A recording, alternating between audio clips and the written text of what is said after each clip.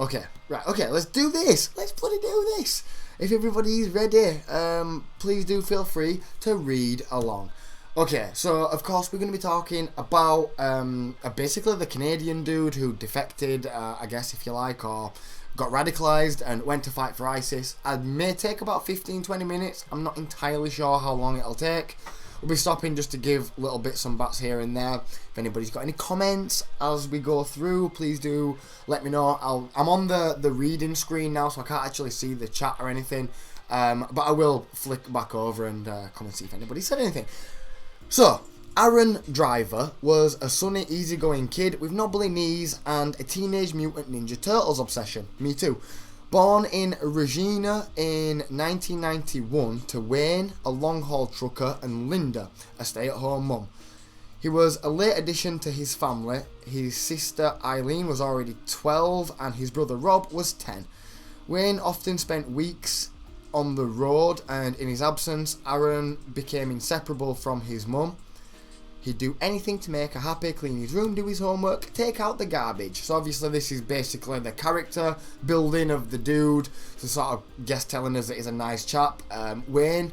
So Wayne's the guy that was talking. No, it's Aaron. Aaron we're talking about. Wayne is the father. So Wayne, a devout Christian, had always planned to become a pastor, but never finished divinity school. Instead, he worked a succession of contract jobs. The drivers moved around constantly, jumping across Canada from Regina to Kitchener to Port Colborne. On Sundays, they would go to church, then pack a picnic lunch and head to a nearby beach on Lake Erie. Cool, never heard of any of these places. Everything changed when Aaron was 7. Okay. Doctors discovered an inoperable tumour in his mum's brain. Aaron didn't understand how sick she was until his dad brought him to the hospital to see her undergo radiation therapy. That's when it sunk in. She wasn't going to be okay. Aaron grew quiet and withdrawn, spending entire days in the hospital room with his mum. Of course, he had a strong relationship with his mum. I imagine that was incredibly traumatic for a 7-year-old. A few months after Linda, his mum, was diagnosed, she fell into a coma and never woke up. Damn, that's rough, man. Aaron, the son Aaron, was inconsolable. He and his father were suddenly on their own. His older siblings had already moved out, and Aaron found the loneliness unbearable. In the following months, he refused to get out of bed or go to school. He stopped eating his lunches, telling Wayne, his dad, that if he starved himself to death, he could be with his mum in heaven. Damn, man. When Aaron was 9, his dad met a woman named Monica on a Christian dating site. Aaron seemed to like her at first, but then changed when several months later, she and Wayne announced they were getting married. Ooh. Aaron snapped, he raged and screamed, telling his dad nobody would ever replace his mum, which is, I guess, a really understandable reaction to that at such a young age. And that he wished Wayne had, passed instead. Wayne took Aaron to a Christian bereavement counsellor, but his son refused to participate. He tried again with a psychiatrist and had to drag Aaron into the office. He sat through the entire appointment in silence. When Wayne brought a family counsellor in the home sessions, Aaron would storm out of the room. Eventually, Wayne stopped trying altogether. After Wayne and Monica did get married, Aaron spent most of his time alone in his room. He never watched TV because he didn't want to sit with the rest of his family. He wouldn't attend church, declaring that he hated God. He skipped school and refused to do his chores. When he was 12, he decided he wanted to get away from home, and Wayne agreed to let him move in with his sister, Eileen, and her husband in Petawawa. Eileen quickly found she couldn't handle a baby brother with his mood swings and tantrums. She sent him to live with their almost 22-year-old brother Rob in London, Ontario. Almost immediately, Aaron began breaking into people's homes and stealing cars, stealing CDs and electronics that he could pawn. Barely an adult himself and unable to cope, Rob sent Aaron back to live with his dad just after 4 months. Okay, you can already see that there's obviously bits of issues there. But still, I don't think anything would really suggest he'd do what he did continued to do. But by that point, Wayne and Monica had both taken administrative jobs with the Canadian Armed Forces and were stationed in Edmonton. In his new home, Aaron continued to act out. He ran away, often for days at a time. Sometimes he'd go to friends' houses, but most of the time, Wayne had no idea where he was. One day, when Aaron was 14, Wayne found disturbing poetry hidden in his son's room. Ooh. Aaron fantasised about stabbing his dad and stepmom in their sleep, placing plastic bags over their heads and strangling them, cutting the brake lines, even burning down the house. They were terrified. Wayne installed a lock on the bedroom door. Holy cow, and how old were he at this point? Is he like 14 here? After 2 years in Edmonton, the drivers were redeployed to London, Ontario. A week before the family was set to leave, Aaron disappeared again. Ooh, that's bad timing. Wayne and Monica spent days searching for him, even enlisting the help of the police with no luck. Finally, they left without him. Whoa, gosh, that's got to crush though, right? I mean, am I wrong in saying that has got to crush? Then he got a call from Edmonton police a week later saying that Aaron had been picked up from stealing a lawnmower and joyriding it around town. Aaron grudgingly joined his dad and stepmom in London, but soon announced he wanted to live in a group home for troubled teenage boys. Wow, to everyone's surprise, Aaron thrived in a group home. He was a model resident. He did his chores, kept curfew, completed his homework. 2 years after he moved in, he began dating a young woman he'd met through friends. Within a few months, they discovered she was pregnant. Aaron was ecstatic. He was young, just 18 at the time, but was determined to be a good dad. Holy shit, man. So that's a real turnaround, right?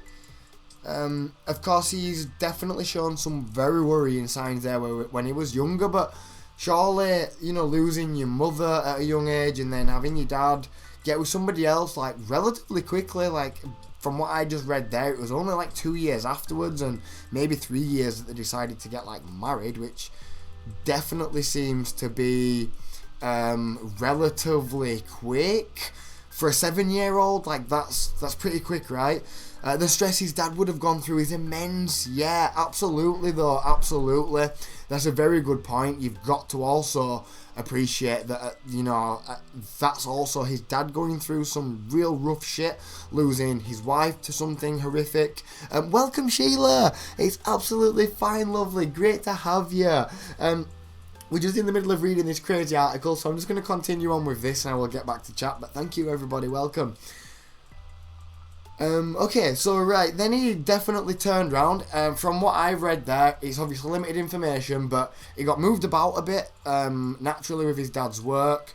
He was quite lonely because his siblings had moved out, which definitely makes sense. You'd be, pretty pissed off. And then basically when he's got to the group home, kind of away from possibly what would be stressing him and aggravating him in the first place, he did seem to turn his behaviour around, at least temporarily, which I think is either quite telling or maybe not. But anyway, continuing on, Aaron saw fatherhood as his chance to build the family he'd always wanted. I can relate to that. He dropped out of school and got a job. He and his girlfriend moved into an apartment in London. Cool, so they did end up staying in London, where they decorated a nursery for the baby. He also began studying the Bible and attending church with Eileen. My gosh, but something wasn't right. He wasn't connecting with Christianity. Aaron was scouring YouTube for religious debates when he stumbled upon a video of Muslim theologians criticising Christianity. Fascinated, he fell into a rabbit hole, devouring dozens of YouTube videos about Islam. Now, again, I wouldn't say that's an inherently bad thing. I do think it's fine to criticise the religions that we follow. Criticising things in general, I think, is just good. Of course, it doesn't really fit in with, the theological way of thinking, of course. But I don't think it's an inherently bad thing. But when you are in a tough spot, this is clearly the start of something pretty serious. He was drawn to the Muslim scholars who he felt ideologically destroyed their opponents. His new faith developed in an online silo, a DIY religious education filtered through his own search for meaning and redemption. Man, I can relate to that as well. Ugh, man, later by chance, a Muslim man saw Aaron reading his Quran in a shawarma shop and invited him to attend prayer services at the London Muslim Mosque. Though by now, Aaron had spent months researching and interpreting Islam, the mosque was the first place he had met other Muslims. He told them he was an Orthodox, but but didn't elaborate. Soon he was praying 5 times a day. He'd give up bacon, alcohol and secular music. While his girlfriend wasn't Muslim, she was happy that Aaron had found something that gave him a sense of direction. The day he was set to take his shahada, I think it is, the formal testament of faith that would mark his conversion to Islam, his girlfriend went into labour. Okay, their son Seth was stillborn. Ooh. The umbilical cord wound tightly around his neck. Aaron was shattered. Wayne, who had been restationed in Winnipeg, flew down for the funeral. Aaron hardly spoke all over the next few days. When he was only 19, gawky and pimpled face, he'd already buried his mother and his son. Shit, man. Islam was all he had left. He took his shahada a week later. God dang it, man. That is powerful. Aaron's relationship with his girlfriend didn't survive the passing of their child. After the breakup, he decided he needed to move away from London, and in 2012 he moved to Winnipeg to live with Wayne and Monica. They found he had changed from the rebellious adolescent they had known. He was respectful, responsible and cordial. Wayne wanted Aaron to embrace Christianity, but he wasn't pleased that his son's new faith had given him what he craved, a sense of belonging, purpose and community. Aaron Driver had finally found his family. There's a wee picture of him and his ma there. It seemed like Aaron was ready to start over in 2013. At age 22, he enrolled in James Wood Alternative School. He only needed grade 12 math and English to get his diploma. Good on him. He had got a job at a gas station, paid Wayne rent every month and made polite conversation at the dinner table. I wanted us to remain friends, Wayne says now, but I knew we'd never be father and son again. That ship had sailed a long time ago. Aaron struggled to make friends in Winnipeg. How can I meet people in this city? He wrote on Reddit in 2014. I'm feeling pretty lost, lay it on me. When he couldn't find friends in town, he retreated online. Wearing noise-cancelling headphones, he spent hours at a time on Twitter and YouTube, as well as a message board for Sunni Muslims, and he was a regular on Facebook groups for Muslims in Winnipeg. I'm trying to correct the misconceptions and the lies the West are telling about the Islamic State, he once said. Imagine that might be on Twitter then. In Winnipeg, Aaron attended 2 mosques. Both were progressive, and Aaron's conservatives' values didn't align with their views. He believed that homosexuality was immoral and unhealthy, that the end of times were coming, and that Muslims should withdraw themselves from Western society. His radicalisation coincided with the dramatic rise of ISIS, a former Al-Qaeda branch that was exiled from the organisation in February 2014. 5 months later, ISIS declared its leader, Abu Bakr al-Baghdadi, as head of the Resurrection Caliphate, an Islamic empire that once spanned from Spain to North Africa and from the Middle East to South Asia. Under the ISIS Caliphate, the only sanctioned religion is a fundamentalist Sunni Islam, and the only legitimate law is Sharia. Enemies include Shia Muslims, Iran, puppet Arab regimes like Egypt and Turkey, Christians, Jews, America, the West, and especially democracy. That's really crossing a lot off your list. If Al Qaeda follows a structured corporate model with one centralized cell at the top, then ISIS is more like the Uber. Members operate like digital entrepreneurs, moving freely within a low-maintenance online framework. In 2014, more than 46,000 Twitter accounts supported ISIS, sending out more than 133,000 tweets every single day. Many of those accounts originated from Iraq and Syria and tweeted photos and videos of beheadings, often of Western journalists and aid workers. Aaron followed many of the 76 official ISIS accounts, keeping up with popular Western propagandists. By late 2014, when the social media platform like Twitter suspended ISIS accounts, it was too late.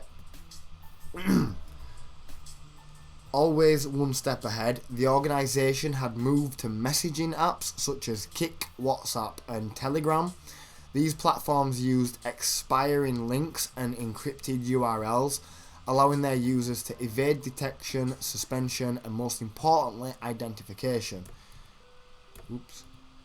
Aaron's commitment to ISIS grew. He became a regular on all of these platforms and he later told authorities that ISIS recruiters didn't lure him, he sought them out. To a kid who had trouble connecting with the people after his mother's death, the righteous online community was seductive. Soon, Aaron was recruiting other lonely, alienated kids like him. Gosh. One was a teen in the Maritimes who hung out with a rough crowd and did drugs. Another was a 14-year-old in the UK who later helped plan support for an ISIS attack against Australian police officers from his bedroom. Shit. Aaron taught them how to encrypt their messages and use throwaway email addresses to avoid getting caught. Bloody hell, man. So at this point, the guy's like fully doing this shit, like fully in it. Online ISIS supporters refer to themselves as, I can't say that one, Bakaya, or everlasting family, a concept that appealed to Aaron. Wow, for obvious reasons, right? In those early months, he was in a constant state of discomfort in Canada. He wanted to be in Syria. But ISIS was expanding beyond its borders in Syria and Iraq. Its leaders discovered that it could incite violence in the West without having to expand resources to coordinate or organise deadly attacks. Instead of encouraging all of the young jihadists to migrate to Syria, ISIS leaders began urging many of them to wage war in their own soil. Wow, the Bakaya, sorry if I'm butchering that, answered, and so did Aaron Driver. And there's a picture of him, look. Definitely doesn't look like the type of guy, right? This might have been a popular story though. This the guy's face rings a bell. I'm not right good with faces either.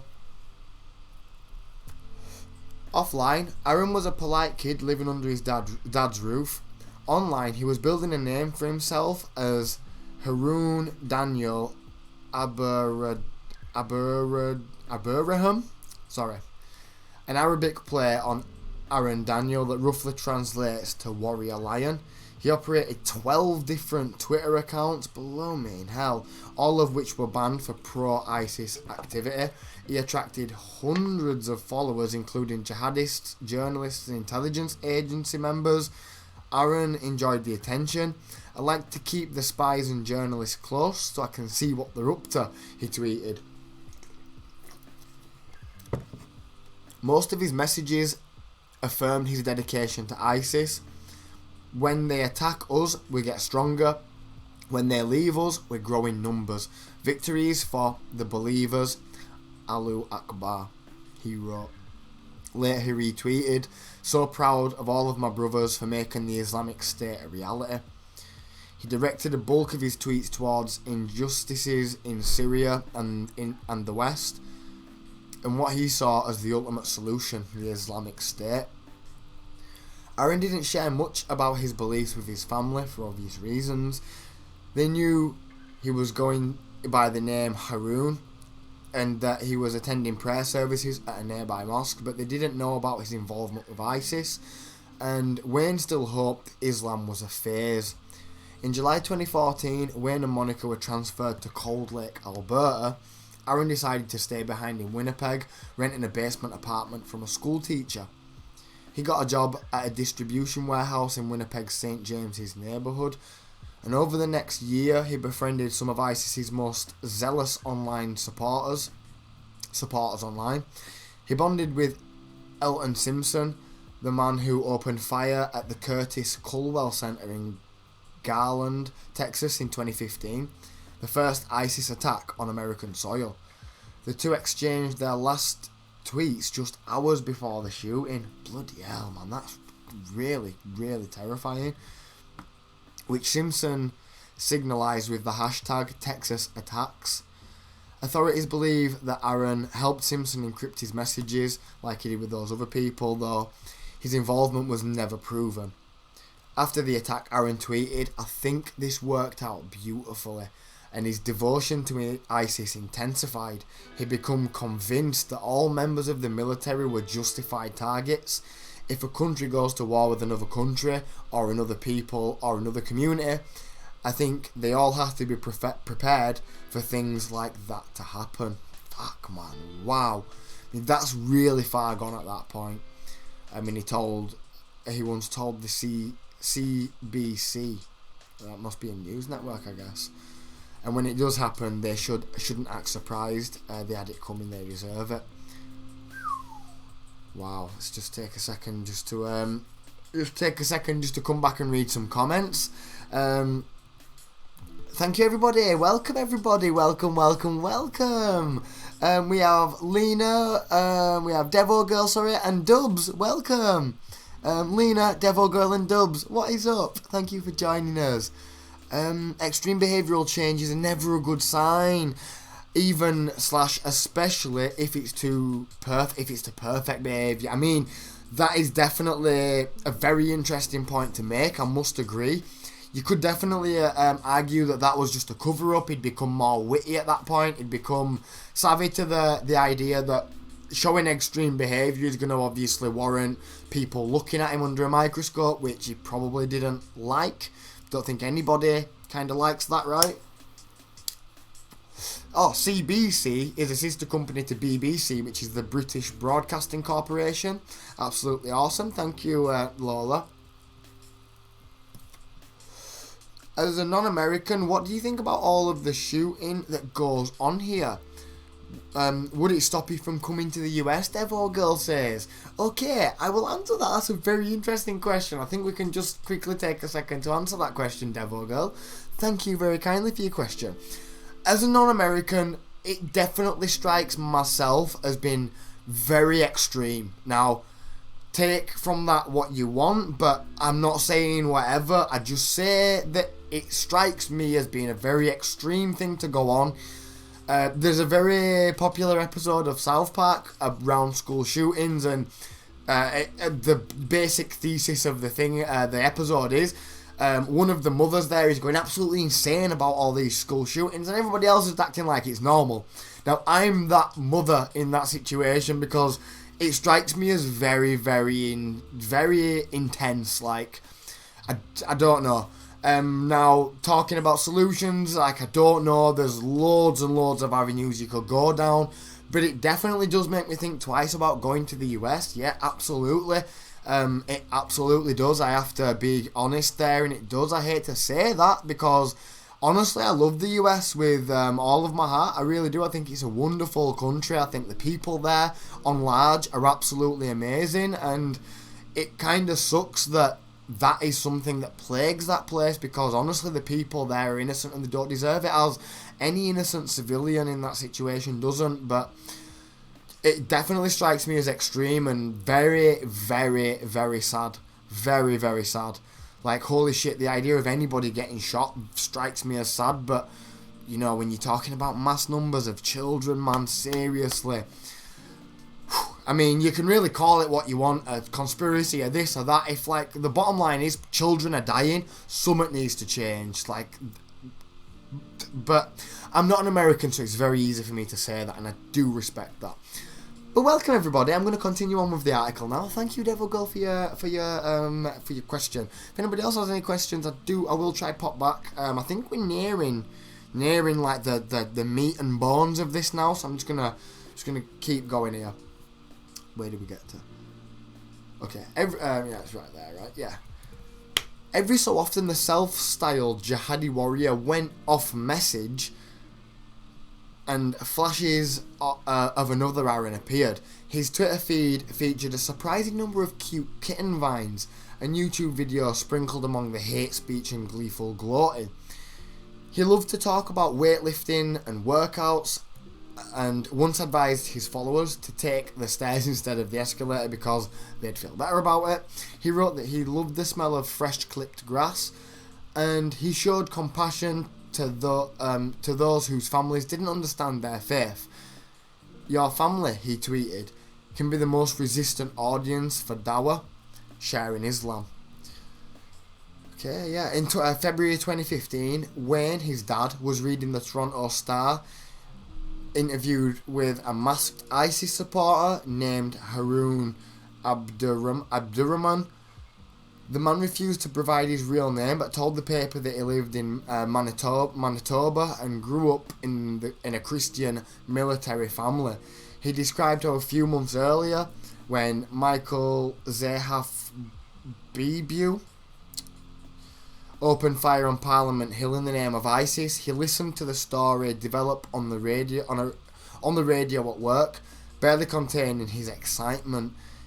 He said that Zahaf was retaliating against the federal government for sending F-18s to Iraq. He believed it was justified. When Wayne read the interview, he knew immediately that Haroon was Aaron, his son. He also knew that the authorities would be looking for the military family in Manitoba, whose child had become an ISIS supporter. He tried to call Aaron, but his son wouldn't pick up. So Wayne called the military police. A few weeks later, he had coffee with a Canadian Secretary Intelligence Service agent who told him CSIS was on a fact-finding mission focused on his son. That must be so scary for a parent to hear. And you know, that penny dropping when he realised that interview was his son. With obviously, you know, I think being open with his faith and stuff to a certain extent, right? So his dad will have, you know, known without a shadow of a doubt that was his son. Which, could you imagine that gut feeling? I mean, the intelligence agency had been monitoring Aaron's online behaviour since October 2014. So at this point, it had been nearly a year, right? He was flagged after retweeting "Sharpen Your Knife," a call from Canadian ISIS supporter John Maguire to his fellow Canuck jihadists. CSIS, so I guess that's like the Canadian Intelligence Service or somewhat, had been trying to determine how deep in the organisation Aaron was and whether there were a chance he'd act on his beliefs. Okay. Wayne was horrified, but he didn't grasp the extent of Aaron's loyalty to ISIS or what that meant until the agent slid a thick file folder across the coffee shop table. It of course contained all of Aaron's Twitter and Facebook communications. Wayne flipped through the pictures Aaron was liking and sharing. Babies in mass graves, beheadings, bombings, one horrific act of violence after another. He made it through about 10 pages before he broke down in tears. As soon as he got home, he called Aaron's mosque in Winnipeg to ask for help. Shit, man. The mosque tried to arrange meetings with Aaron and paired him with a peer mentor, hoping to de-radicalise him. Aaron wouldn't listen to anybody but his is that faith in Islam or sharing in Islam. He knew he was being watched. The CSIS was calling his friends, his relatives, an ex-girlfriend, and he'd seen RCMP officers monitoring his house. Aaron welcomed their surveillance. He wholeheartedly embraced ISIS's culture of the martyrdom, and he told the Star he'd be comfortable going to prison for speaking his truth. Just before 7 a.m. on June the 4th, 2015, Aaron was walking to a bus stop on his way to work when he saw a white van speed up towards him on the wrong side of the road. He was arrested by the RCMP on the grounds of suspected terrorist activity. only a matter of time there, right? He was detained at Headingley Correctional Centre and interrogated twice for 3 to 4 hours each time. Over and over, officers grilled Aaron about the Maguire retweet. Why would he do it? What was he thinking? Was he planning an act of violence? Police searched his room and found several books, a biology text, The Great Gatsby, the Bible, Arabic texts for dummies, and 2 memoirs, Jeanette Wall's The Glass Castle and Mariatu Kamara's Bite of the Mango. They also found a hard drive containing a set of instructions detailing how to build a bomb. But it was not enough to charge him. Okay. After 8 days, the RCMP released Aaron on bail, stripped him of his passport and sought a peace bond against him. I'm not sure what a peace bond is. Police often use peace bonds when they believe someone poses a terror threat but lack the evidence. When somebody poses a terror threat but lack the evidence to charge the individual.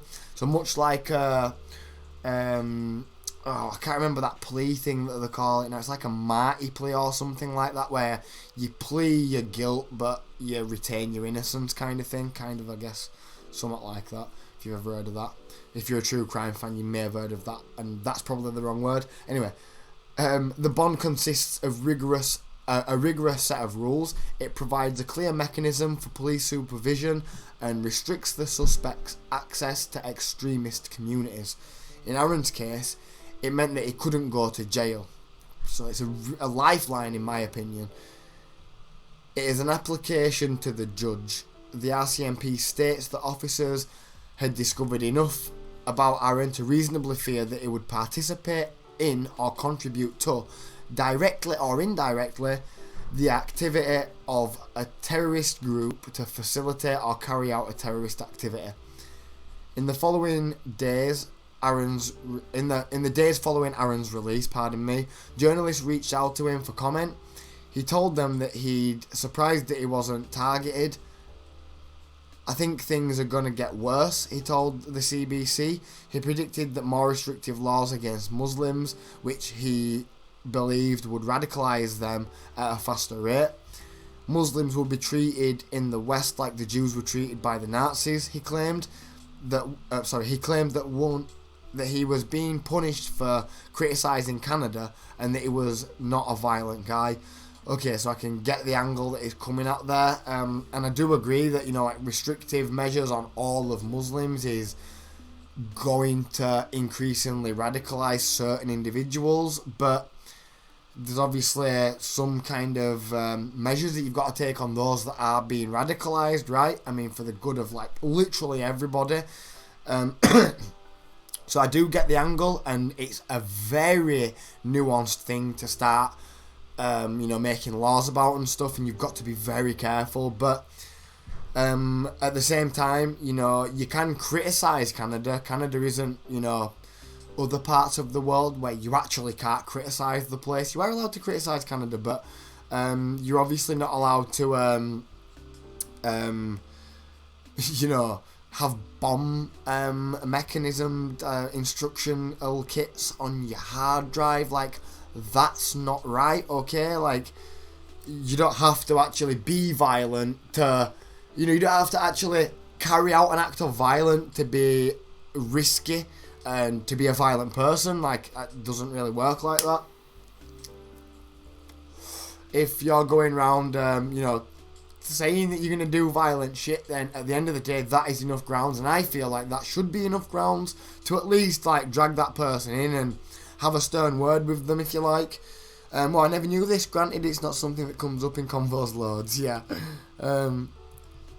Pronounced the cis. Okay, right, the cis. Right, my apologies. I'll be butchering all kinds of pronunciation here. I'm getting more Canadian by the day. Yeah. It's nice when when US knows more about us. Yeah. I'm probably going to pronounce that wrong, not going to lie. Right, let's continue on. He wasn't a violent guy, right. Many activists Many activists agreed. Organisations such as the Manitoba Association of Rights and Liberties argued that Aaron shouldn't have been detained for more than a week with no charges laid, and that, given the flimsy evidence and absence of a criminal record, he shouldn't face preemptive punishment for free speech. His right to free speech was being violated, they believed, and that the peace bond was a slippery slope towards punishment. A slippery slope towards punishing thought crimes. Right. Which, okay, fair enough. Thought crime.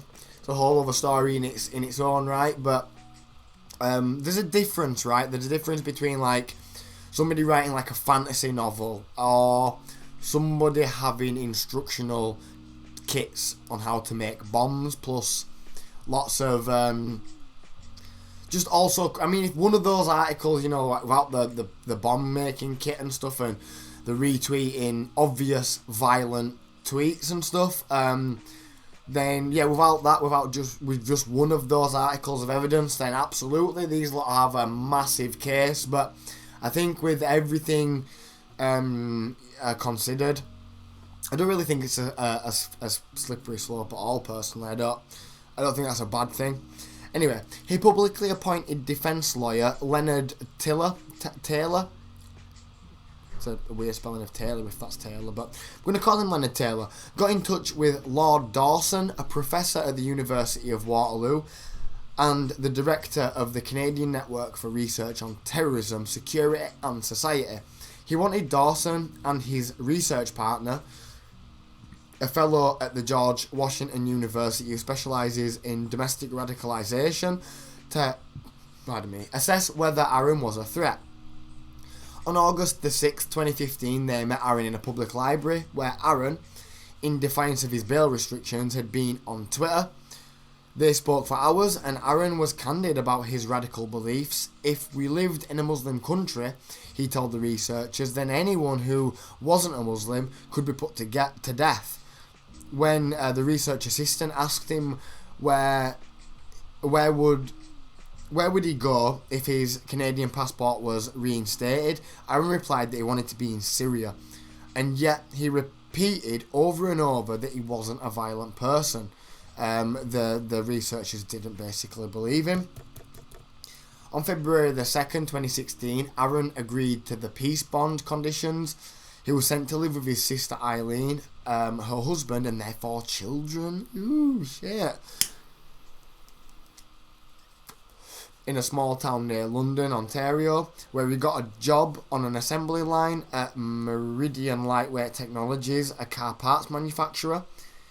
He was not allowed to use social media, own a cell phone, computer, laptop or tablet, or contact anyone in his Bakaya. Twice a month, he had to report in person to the RCMP in London, and the RCMP could contact him at any times within reason. Not late at night and stuff like that. For Aaron, being offline was like living in a prison. He told journalists he might as well have stayed in jail. I can relate to that, to be fair, but end of the day, if I were out here promoting that kind of stuff, I wouldn't expect to, after being caught, have the privilege of being able to do such things again. But yeah, driver was monitored by the RCMP and the one that I can't pronounce for 9 months before he was arrested in June 2005 for his suspected activity. So that's obviously then. Really does not look like that kind of guy, man. I'll say that still now. On the morning of August the 10th, 2016, the RCMP received a tip from the FBI. The agency had information about a potential terrorist attack in Canada. They sent the RCMP a video still of a man wearing a black North Face balaclava. Around 9:30 a.m, the RCMP shared the screenshot with its divisions across the county. Officers then produced a list of 11 suspects, which was soon narrowed down to 5. Once police analysts thought he recognised the balaclava found in another photo of Aaron leaving a Winnipeg courthouse the day his peace bond was issued. Damn, so very, very soon. It wasn't long ago, pardon me. He was wearing that same hat shielding his face from the press at the Manitoba winter. He had the same pale skin and the same smirking hazel eyes. Wow. So they've got him pretty well there, I guess. Like, they've done well to get him from that, I guess. In the 2-minute video, Aaron addressed the camera directly, which I'm not doing and I really apologise. He adopted a vague Arabic accent, his voice muffled by the balaclava. It was clear he was reading from a prepared script. At one point, a black cat wandered into the frame, but Aaron didn't bother to re-record his threat. He was an amateur. Oh, Canada, he opened. You received many warnings, pardon me. You were told many times that you will become of those who fight against the Islamic State. You were told many times what will become of those who fight against the Islamic State. Driver's eyes darted to the left. He tugged his balaclava, a little swagger. No, by Allah, you still have much to pay for. His voice rose. He dragged out the word no and shook his head in anger. You still have a heavy debt which is to be paid. You still have Muslim blood on your hands, and for this, we are thirsty for your blood. He ended the video with a pledge to ISIS leader Abu Bakr al-Baghdadi and a vow to answer the call for jihad in the land of crusaders. Wow. By 10:50 a.m, the RCMP had mobilised the London Police and the OPP anti-terrorism section, as well as officers from their own counter-terrorism unit, to set up surveillance at Eileen's house on Park Street and at Aaron's work.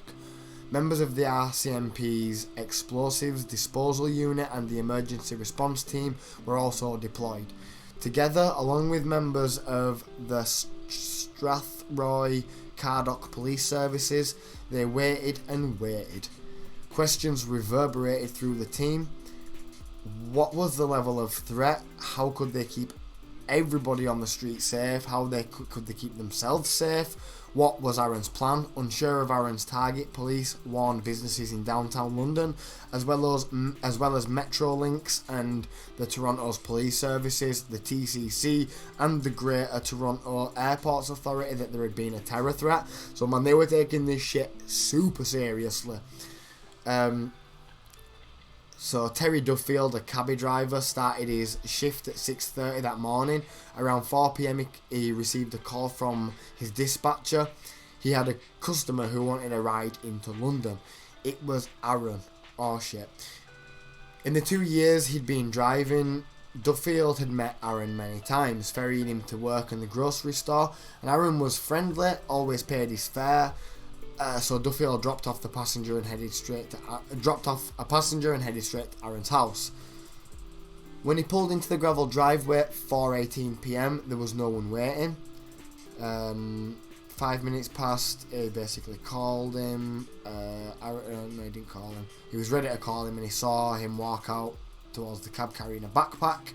Aaron got in the back seat and flung his backpack down beside him. Where are we going?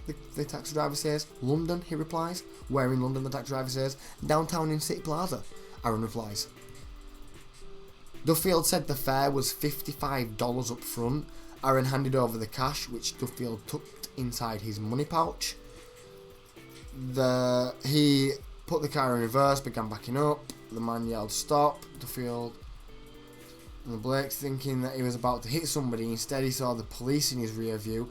It was the cops, he said, turning his head slightly. I think they're here to talk to you. Duffield reached down for his cigarettes, figuring he could take a puff while the police spoke to driver. That's when he heard the boom. Oh, shit. Foam from the car seat exploded all over the cab. All Duffield could see was white smoke. Driver had tried to ignite a bomb and succeeded in only partial detonation. Wow. The device used the same formula the RCMP had found on his hard drive a little earlier in the story. It contained 136 ball bearings. If it had detonated correctly, it would have killed or maimed anyone within a 7-foot radius. Shit, Duffield's mind blanked, and he started yelling a panicked chorus, "I'm only the driver," over and over. He remembers a moment of silence, and the police started yelling, "Hands out, hands out." He kicked open the door and did a nosedive onto the gravel driveway. He stayed there, body splayed, not talking, hardly even breathing. Meanwhile, Aaron had pitched his body from the cab, his backpack strapped over his chest, and the officers feared a second deadlier explosion. Suddenly, Duffield heard a pop, pop, pop, pop, gunfire. Then he heard one of the cops say, "He's still twitching." Another pop, then silence. Only a few minutes had passed, but it had felt like forever. Wow, that's intense. Aaron had been shot in the chest multiple times before he died. He yelled, "Allahu Akbar." Wow, that's a picture of the seat where he was sat, look. Fucking hell, fire, jeez, man.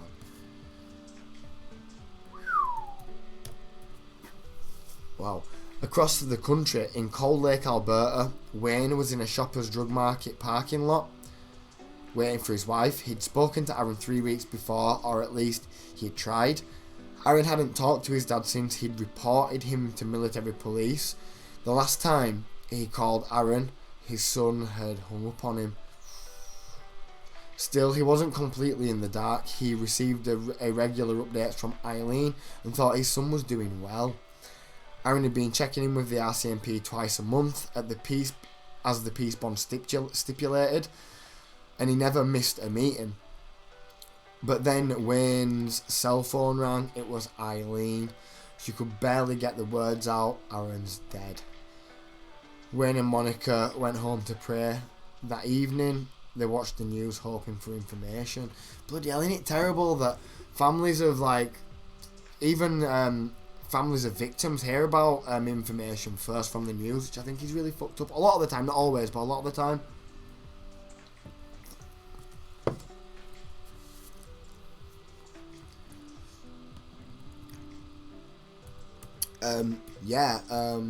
That's some wild turnout. Wow, man. A joint investigation of the OPP and Strathroy police would later deem the shooting justified, and the Ontario Attorney's General Office agreed. The risk that Aaron would follow through on his threat was too great. The police had to act quickly and decisively. What do you all think about that? Do you think the police were justified in shooting him there? What do you think? I'll read the comments out after. Aaron left a suicide note addressed to his family, though it offered them little insight. In it, he said that he loved them, all of them, and it was part of Wayne that believes Aaron didn't. And there is part of Wayne that believes Aaron didn't intend to hurt anybody but himself that day. That he was a depressed kid with no way out and wanted to get caught. But it's only guesswork and a father's hope. In his final words, Aaron offered no clues about why he would set out to become a jihadi suicide bomber on August 10th. He told his family only that they wouldn't understand. That's him when he come out of the courthouse there with the identifiable balaclava. 2 days before the shooting, Terry Duffield, the taxi driver, tried to get back into work. 2 days after the shooting, sorry if I didn't say that, Terry Duffield tried to get back into work, but as soon as he turned the key to start the ignition, sweat beaded on his forehead. His hands shook, he felt sick, and he called for backup. I have no desire to ever enter a cab again in this lifetime. He was diagnosed with PTSD, takes anxiety medication, and sees a counsellor twice a month. Wayne Driver, the father of Aaron, is also struggling to move forward.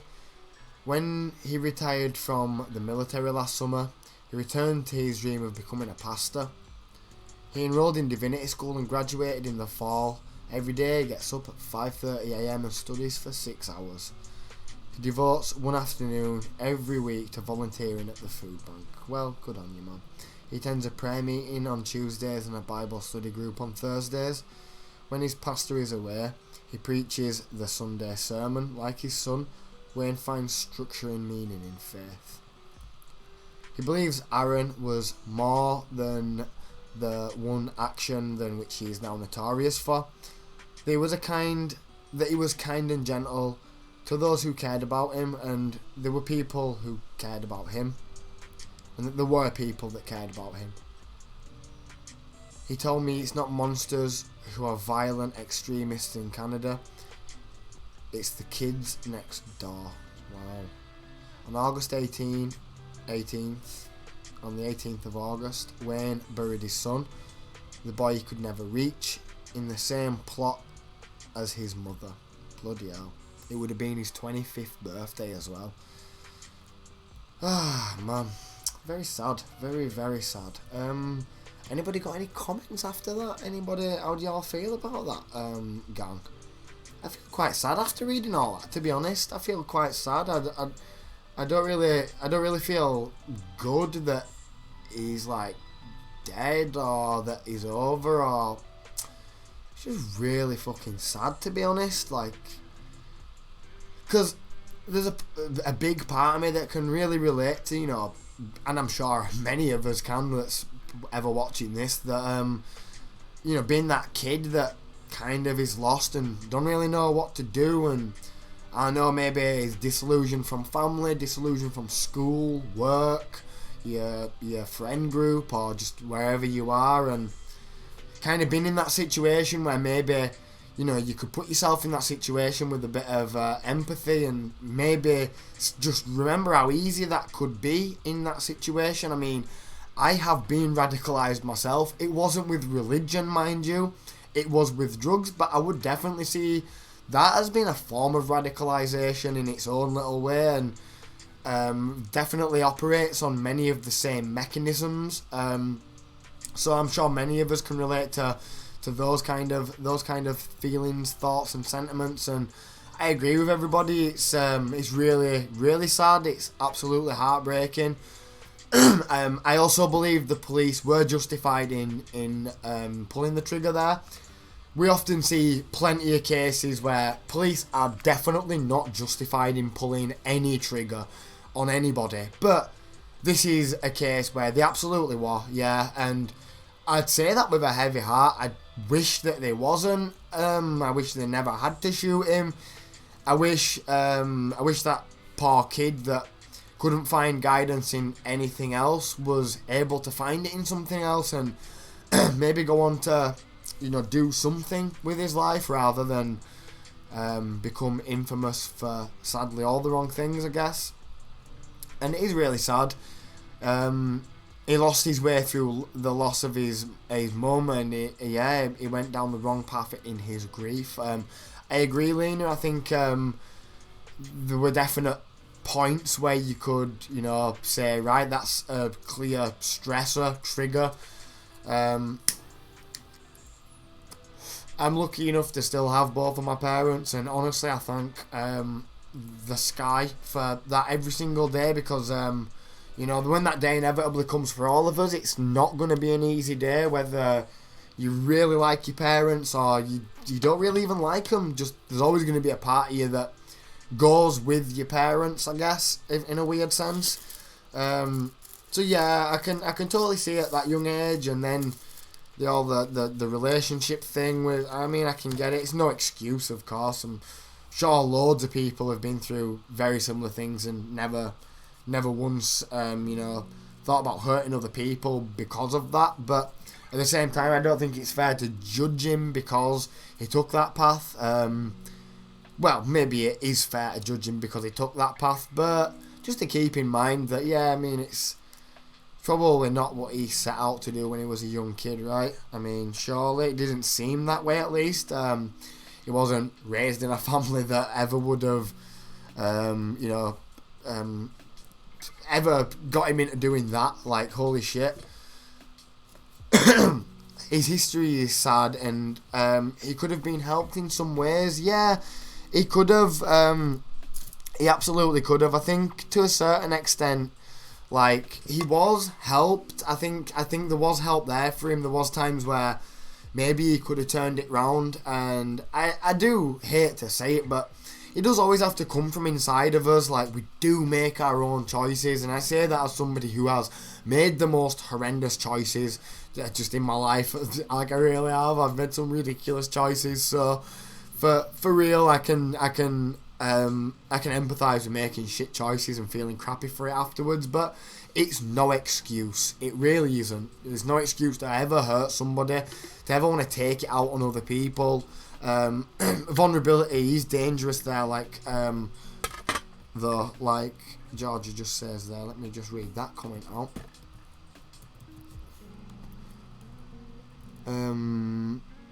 Loss puts us all in a very delicate mental place. It does, and even with great support and strong pillars like caring family, some people drowned in their struggles. Vulnerability is dangerous when you remember stuff like this. Yeah, absolutely. I honestly do think that it was, you know, like, vulnerability that was probably his biggest downfall here. Although, I don't think it's an excuse. I don't think it, like, you know, excuses why he did something, but I do think that it gives some context to it, I suppose. And I accept that context, is what I guess I'm getting at.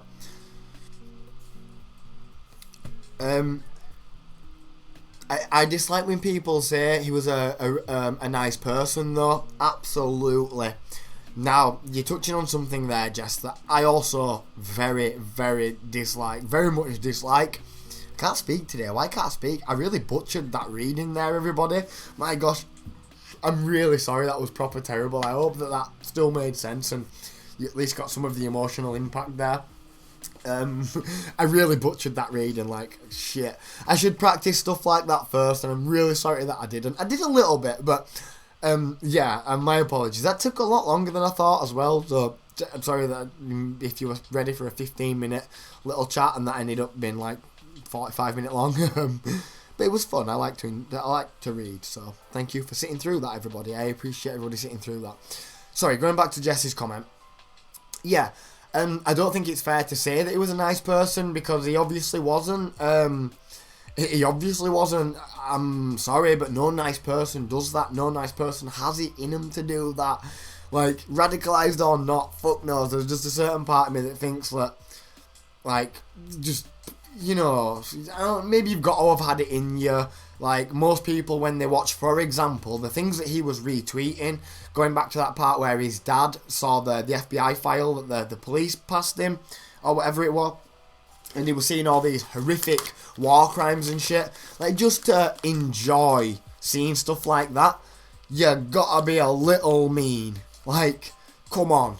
That ain't a nice person, is it? And like Jess there rightfully says also, you know, it'd be a lot different if you were, you know, the taxi driver or the taxi driver's family or whatever, or if he'd gone on to kill loads of other people. What, you know, what then? Like, you get it with people that are, like, murderers and stuff, and it's like, oh, well, he were really nice though, and, you know, blah blah blah. It's like, hang on a minute, give over.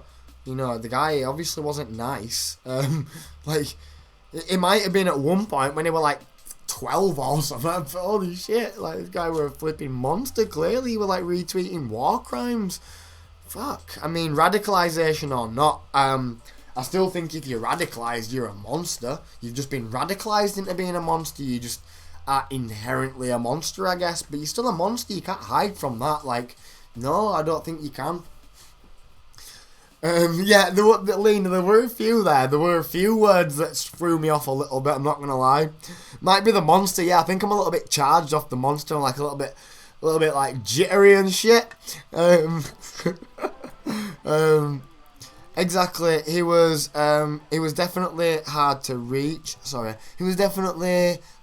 but maybe if someone paid more attention to him or reached out, maybe it could have changed things, yeah. If only people could have saw the signs. I know, it does upset me that, like, it does. I mean, it does upset me because there is a big part of me that does believe that, like, his dad did say there, and I mean, it's obviously we're always going to expect the father to be like, oh, he were nice, he were a good lad, really, because of course he's going to try and honour his son's legacy the best he can, and I'm not going to hate the dad for that too much. It sounded like he had a real hard time with all this extremism shit, you know. So yeah, what were we just talking about? Sorry. Wait.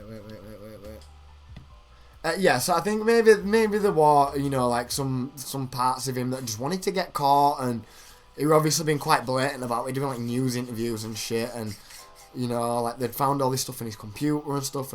Maybe they were, you know, like, I don't know, man. It's a tough one, innit? It's a tough one, it is.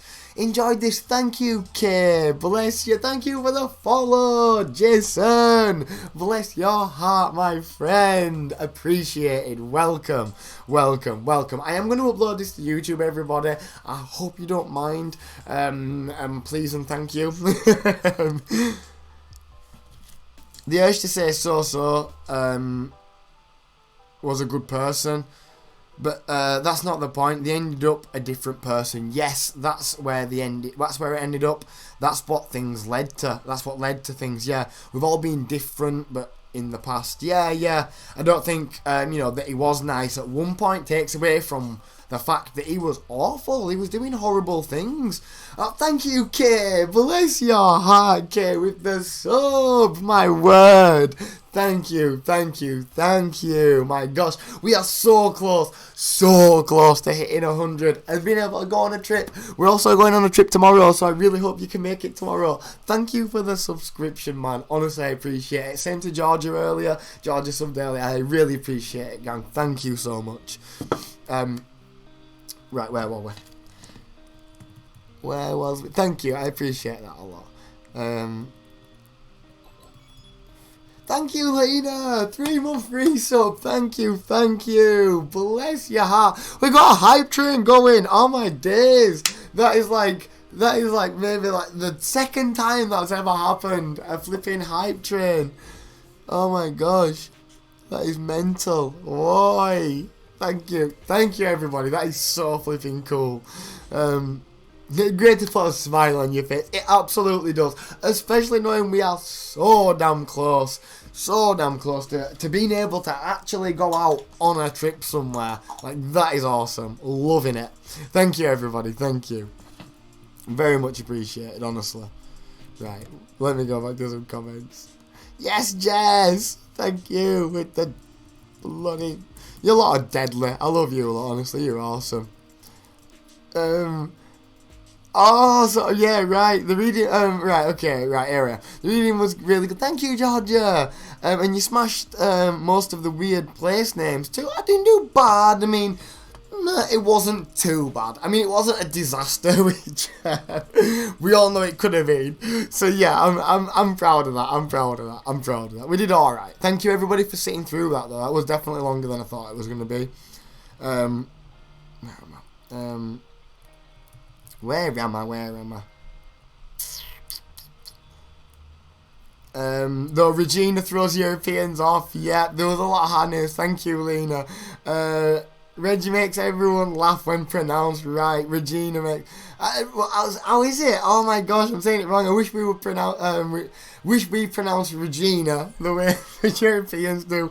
I only know it as a name, like Regina. I literally only know it as a name. I'm such a dope. Oh my gosh. But yeah, sorry, right, I'm really backwards on the comments. I find it so hard to put myself in his shoes or someone like him. Likewise, to be honest, who follows these radical groups, yeah. What was the point in his mind where he said, oh, it's okay to go kill others and kill myself, yeah, for God? I agree. There's definitely some mad, like, some mad kind of psychology going on there, and it does really strike me as being very sad, like it is. But But I do struggle to understand at what point like these people did go from, you know, knowing that obviously what they were watching and what they were promoting / doing is wrong to it being, you know, like really good. I guess like environment has a lot to play with it, you know, like once you surround yourself in these echo chambers of radical people in general, it starts to become more normal. That's like literally what normalization is, right? And normalization is important in any radicalization, I think. Like, you know, the whole like normalization of the brutality of war and stuff, which is why you usually see, you know, radicalization around things like war, because it kind of is extreme. Like, there's no doubt about it, it is extreme, and it's enough to make anybody like think, holy shit, that's terrible. But, you know, most of us think it's terrible, and I'd hate for that to happen to anybody, not that we need to perpetuate this and, you know, fight back or whatever. Like, I don't know, man. I don't know. I mean, it's hard to know, I guess, unless you're in that situation, which I totally understand and appreciate. It's always going to be hard for us to just speculate and understand what is actually going on there, but that is all we are doing. You know, we're just speculating what could be happening there, and it is to be taken as like gospel truth, I suppose. But yeah, definitely a very tough sort of position to put myself in as well. I agree with that, Mary, absolutely. Wonderful. True, Canada has some odd pronunciations with unsuspecting spellings. I think had Peter Wawa and hardly paused. Petawawa. Oh my gosh, yeah. See, I'll still struggle with it the second time though. Regina. Oh, is it like Regina? Oh my gosh. Right, okay. I'll never remember that one. Oh my days. Hashtag British. Right, okay. I'm going to just end the recording here. Let me just end the recording. Come and join us on Twitch if you would like to follow on the conversations further. I mean, seriously, if you watched this all the way through to the end on YouTube, then big ups to yourself. Come and find us on Twitch, Cloud769. Bye!